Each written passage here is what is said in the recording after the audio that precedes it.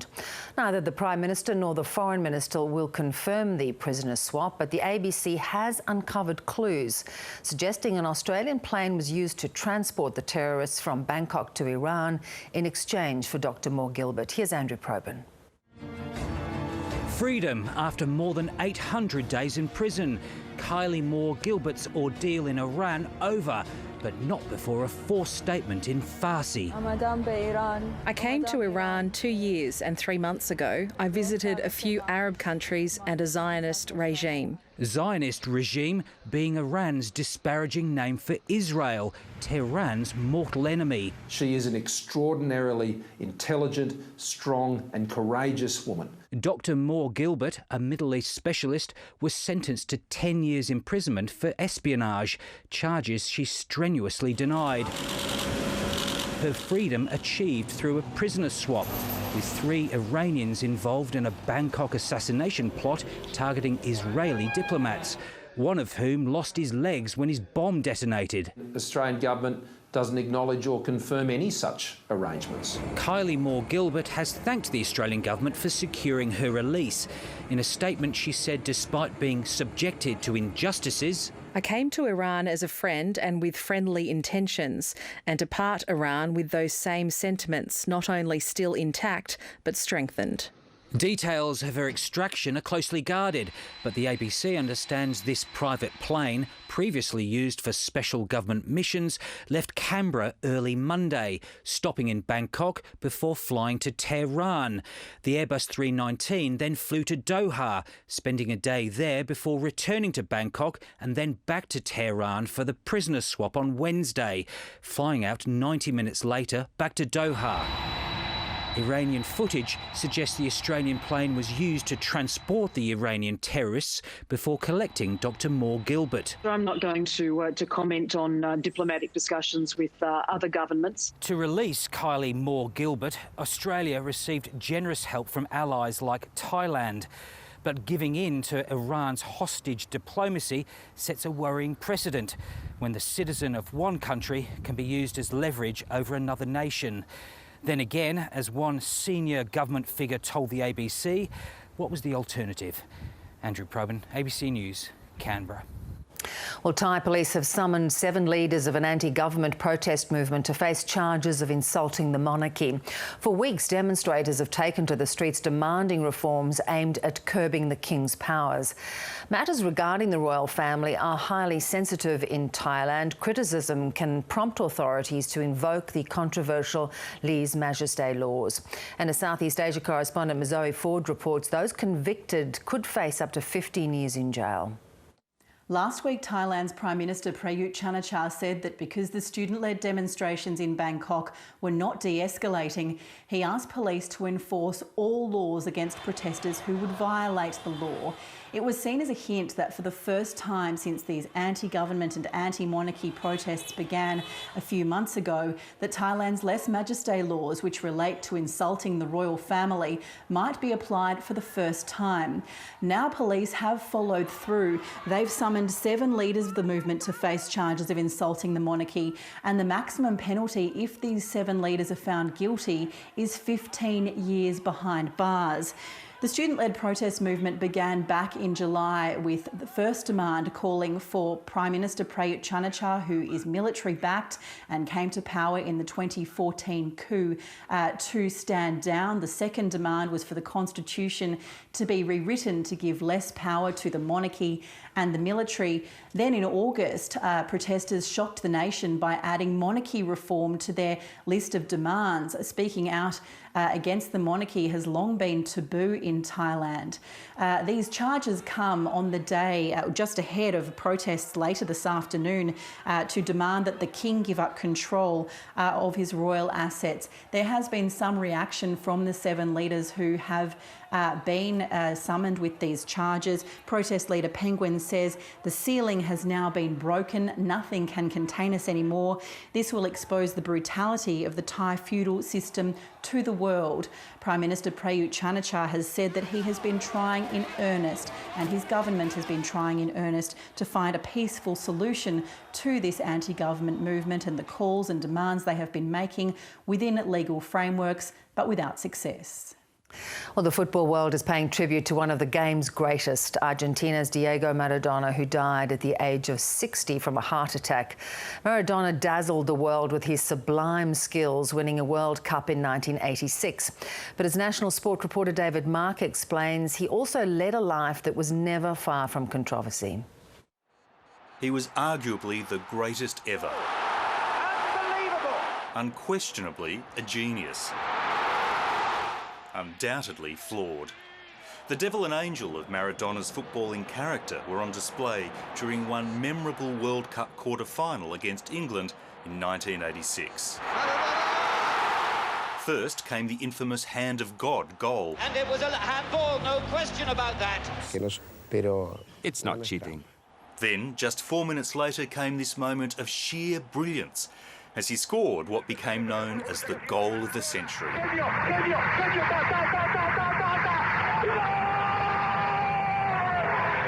Winning the '86 World Cup was the highlight of Maradona's career, one that began as a mercurial talent on the dusty streets of a Buenos Aires slum and took him to the greatest heights. The Socceroos captain, Paul Wade, witnessed that talent firsthand as Argentina played Australia for a spot in the 1994 World Cup finals.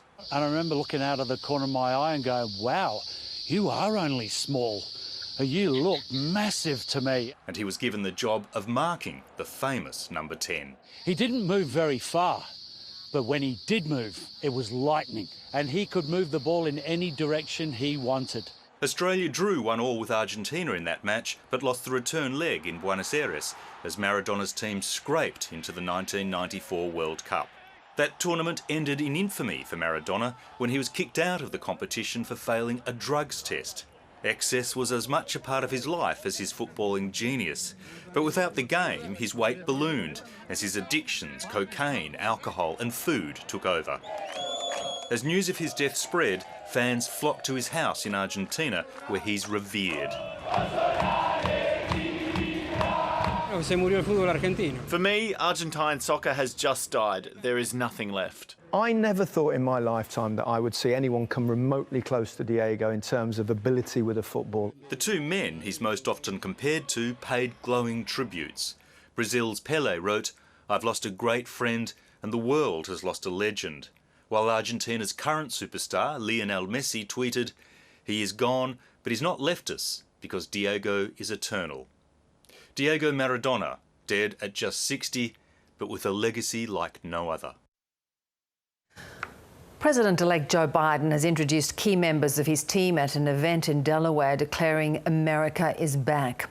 The transition of power is underway and the White House has given approval for Mr Biden to get access to crucial national security information.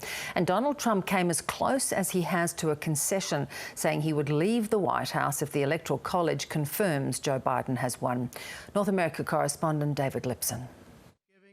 And now it's time for the moment of our guest of honour.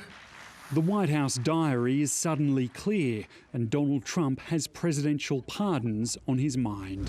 Horn, I hereby grant you a full pardon. The pre-Thanksgiving tradition this year concluded on a more serious note. Will you be issuing a pardon for yourself? Well, good afternoon, everyone. President-elect Joe Biden welcomed his cabinet nominees onto the stage with a message for the world. America is back, ready to lead the world, not retreat from it. Once again, sit at the head of the table, ready to confront our adversaries and not reject our allies. Career public servants are in vogue again. The inward-looking America First policy has been set aside for more globalist ambitions. Multilateralism is back. Diplomacy is back. And dealing with climate change is an urgent priority once more.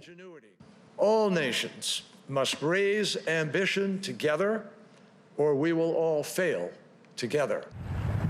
America's most pressing issue remains the coronavirus pandemic, still exploding across the country. Officials are now coordinating with the Biden transition team as they prepare to distribute 6 million doses of the Pfizer vaccine within weeks, 40 million by the end of the year. We will ensure coordinated briefings with them to ensure they're getting whatever information that they feel they need. Across the country, food lines are getting longer. Thanksgiving is taking on new meaning for all walks of life. The Meadowlands YMCA is located in one of the wealthiest counties in the country, and the need continues to grow. So does the stock market. The Dow breaking through 30,000 points for the first time amid signs of a peaceful transfer of power. In a hastily prepared press conference, the president tried to claim credit. I just want to congratulate all the people within the administration that worked so hard. Then, 65 seconds after stepping up, he walked out, ignoring questions about when or whether he'll concede. Sir, why not concede for the good of the country, sir? The White House has now given approval for Joe Biden to start receiving the presidential daily briefs of classified intelligence reports. The president-elect says he's pleased that the transition process has finally begun, but America's problems will soon be his. David Lipson, ABC News, Washington.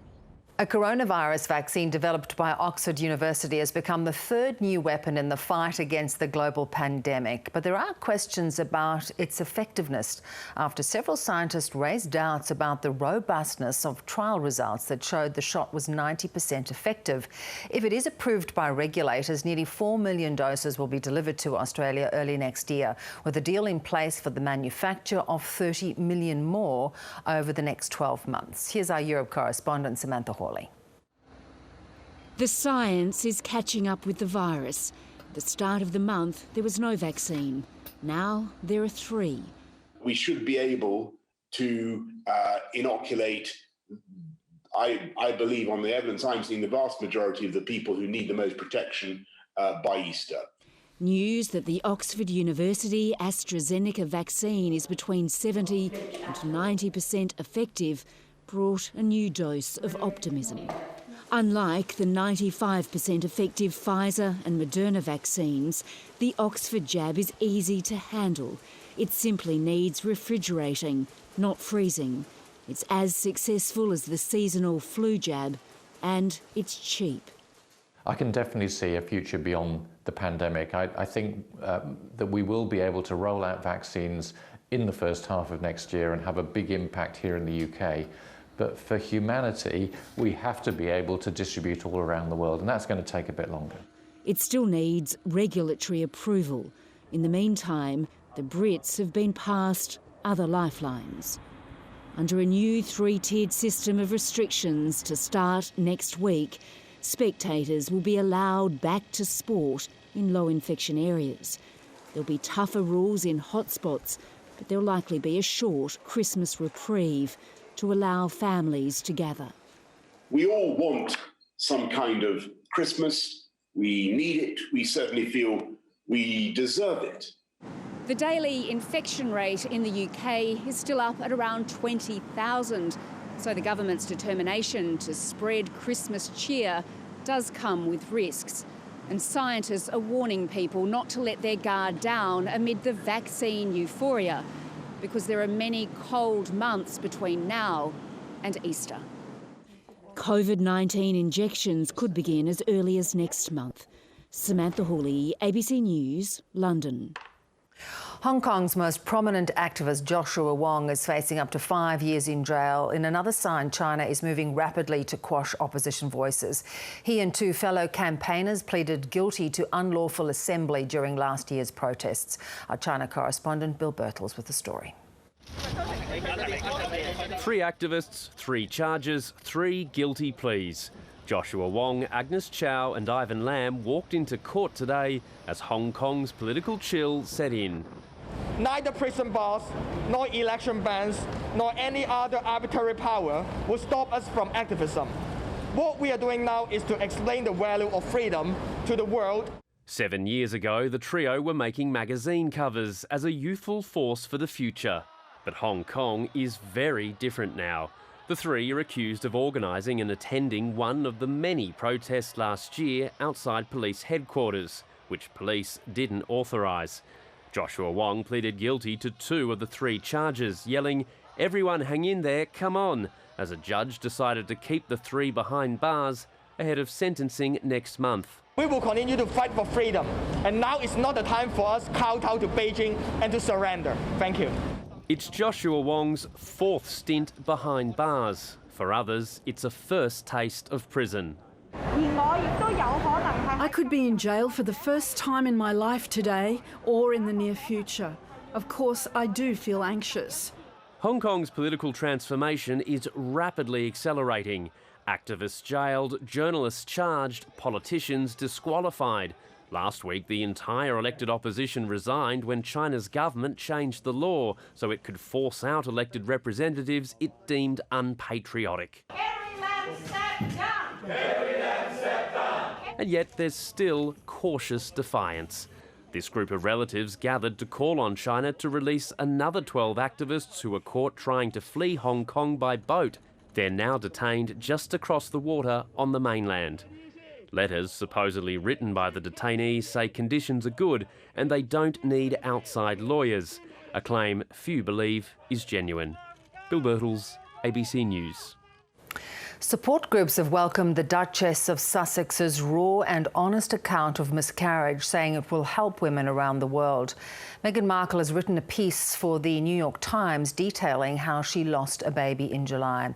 She says the topic is taboo and she hopes her story will help break down stigmas. 18 months since the birth of their son, Archie. I have the two best guys in the world, so I'm really happy.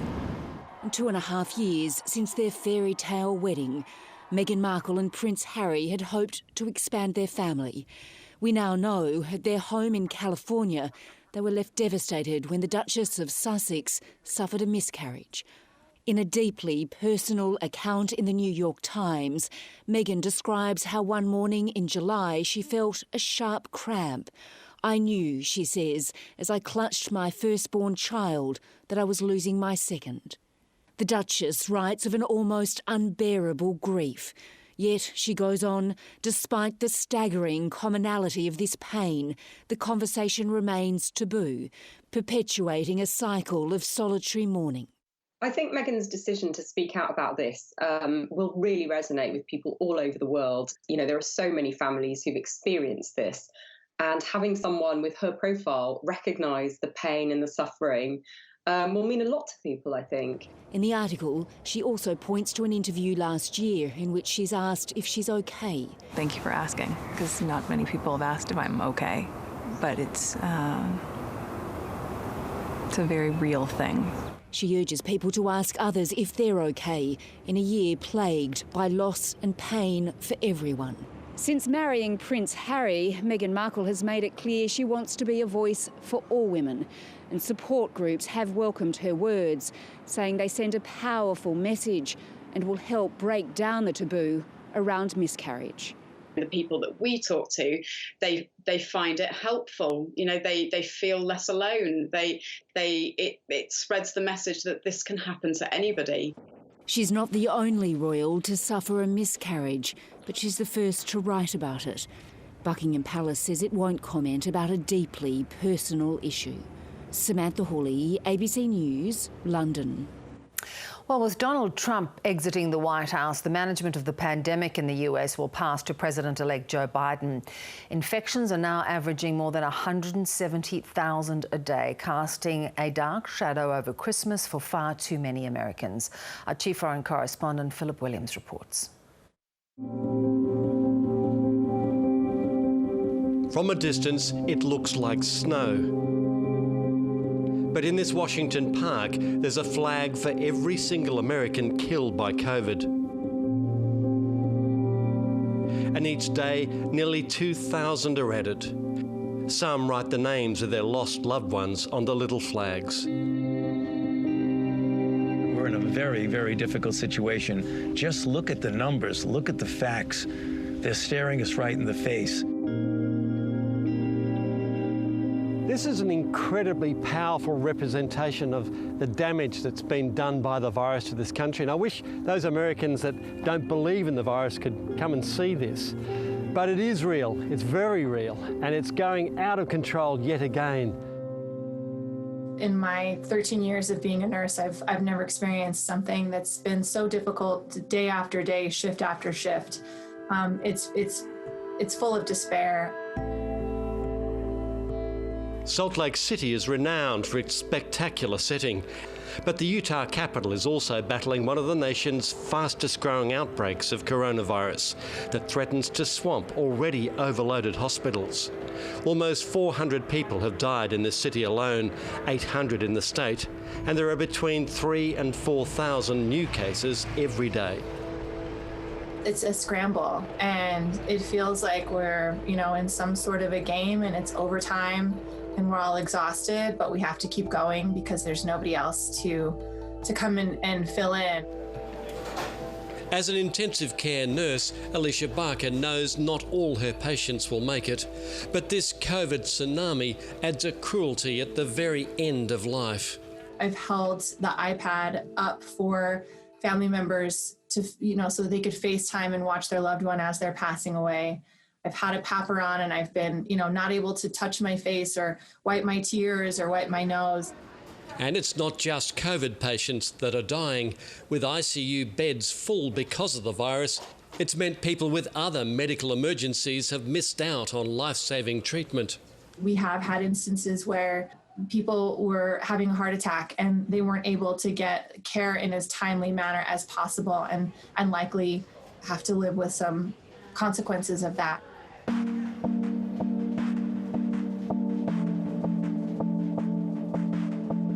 My sister was my closest friend. Her relationship defined my life, and everyone that knows her. She has a small son. My mother is devastated, her parents. It's an incalculable loss. I miss her terribly, terribly. I don't want this for anyone. When Stephanie Deer's sister Laurie had a heart attack at just 47, it took nearly 4 hours to find a hospital that could treat her. It was a fatal delay, and she died a few days later. Do you think your sister would be alive today if coronavirus had not been running out of control in your state? I know that she would have. The doctor told me she would have. If we don't stop the spread of this, it's not sustainable for healthcare workers. We have to do our part. But Stephanie Deer and Alicia Barker have joined a public campaign to encourage people to take the virus seriously. Tonight, I'm declaring a new state of emergency to address hospital overcrowding and to protect intensive care unit capacity. When Utah Governor Gary Herbert declared a state of emergency, restricting crowd sizes and imposing a modest mask mandate, not everyone was listening. I wish that I could invite them into the hospital and to see how sick some of these patients are. If Governor Herbert had his way, we would not go to her home, hug her loved ones, comfort them, or stand at her grave. When you see those people, does that make you angry? Yes, it does. It makes me very angry that they think this is a joke. 75-year-old Craig Eby survived the Vietnam War and a barroom stabbing, but 7 weeks in hospital fighting the virus felt like a battle he just might not win. I had a doctor, we call him Dr. Doom, told me every day I was going to die. Said it to my face. He's the one that said that you'll take him home on hospice. Yeah. He was just an uplifter, let me tell you. But instead of a funeral, Craig Eby was coming home to a celebration of survival that astounded this father and grandfather. I have been so overwhelmed. I had the fire department, the police department, and I'm like, where did all these people come from? I had no idea that was going to happen or go on, but they were so warm and loving and caring. For tens of thousands, the vaccine will come too late. Their families' grief and a little white flag will mark a dark, cold winter of fear and despair. Well, a landfill in Sri Lanka is attracting wild elephants and killing those who ingest plastic scraps. Locals say officials are not doing enough to keep them away and to try and prevent the growing elephant-human conflict. Here's Yvonne Yong. It's a common sight at 3 of the largest landfills in Sri Lanka. Dozens of elephants wander out of the forest to rummage through the garbage in search of food. Along with scraps of vegetables, they also pick up plastic, paper and other trash. The local government has established landfills on the border of the wildlife protection zones. Now the elephants and other wild animals who eat the rubbish die. Across the country, a record 361 elephants died last year. Most were killed by people or human activities. This landfill in Ampara was created around a decade ago in the middle of an elephant corridor, which is home to hundreds of elephants. Electric fences haven't worked to keep the animals out. The government's digging large trenches around the facility to deter them. Officials are optimistic it will work. We believe that the trench system is a successful method. Various people are carrying out various experiments right now in this district. But residents aren't convinced. They say the elephants are wandering from the landfill sites through villages, disturbing the peace. Then they go into the neighbouring villages and harm the villagers, their property and agricultural land. The end result is that the human-elephant conflict gets worse and we lose elephants that are a national asset. Meanwhile, in Islamabad Zoo, this long-suffering elephant is being rescued. After a campaign by activists and celebrities, it was decided the malnourished elephant would be transferred to better conditions in Cambodia. I'm sure in Cambodia he'll find happiness, because it took a long time for people to realize that he was under mental stress. Kavan has been living alone here for more than 35 years in poor conditions. Yvonne Yong, ABC News. And that is the program. You can head to the ABC's World News page for all the latest international headlines and join me on the World weeknights on the ABC News channel. I'm Bev O'Connor. Thanks so much for your company. Bye-bye. Know the